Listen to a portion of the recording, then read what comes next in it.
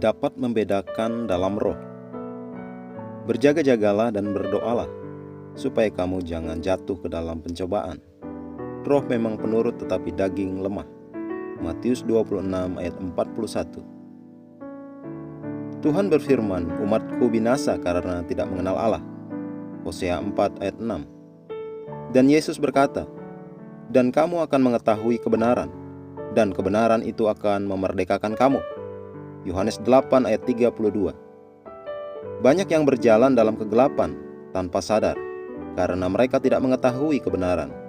Mereka tidak mengetahui Alkitab. Mereka sejujurnya berusaha mencari kebenaran.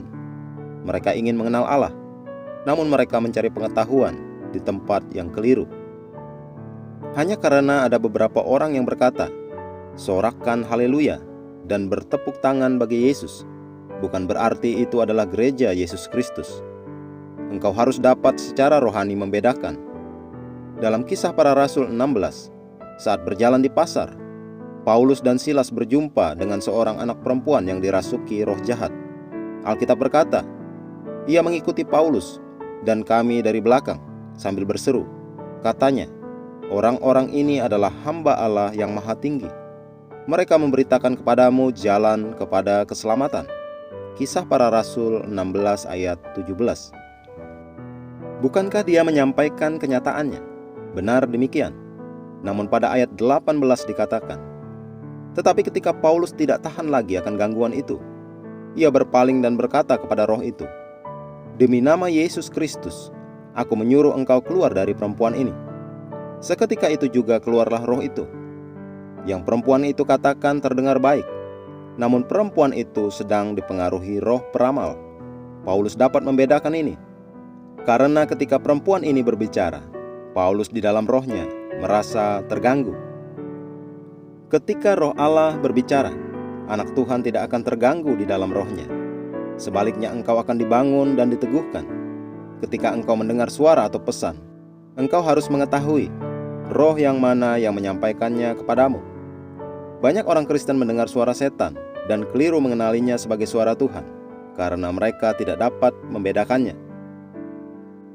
Kita berada dalam hari-hari terakhir, dan Yesus menyampaikan bahwa hal seperti ini akan terjadi.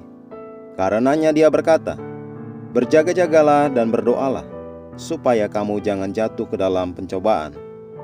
Dan dalam Matius 10 ayat 16 dia berkata, lihat, aku mengutus kamu seperti domba ke tengah-tengah serigala. Sebab itu hendaklah kamu cerdik seperti ular dan tulus seperti merpati. Kemudian dalam Efesus 5 ayat 15, Alkitab versi Amplified Classic, karena itu perhatikanlah dengan seksama bagaimana kamu hidup. Janganlah seperti orang bebal, tetapi seperti orang arif, dapat membedakan dengan cerdas. Dia mengingatkan kita jangan seperti orang bebal, namun selalu dapat membedakan yang mana yang merupakan kehendak Allah. Mari kita berdoa. Bapa yang benar, aku bersyukur Engkau memelihara rohku dan menganugerahkan kemampuan membedakan dan berjalan dalam kehendak-Mu yang sempurna. Firman-Mu adalah cahaya sejati yang memberiku arah dan tuntunan. Dan sekarang Tuhan, aku berdoa bagi banyak orang yang terbawa ke arah yang keliru, agar mereka dapat mendengar suara-Mu hari ini dan mengikuti kebenaran Injil. Dalam nama Yesus. Amin.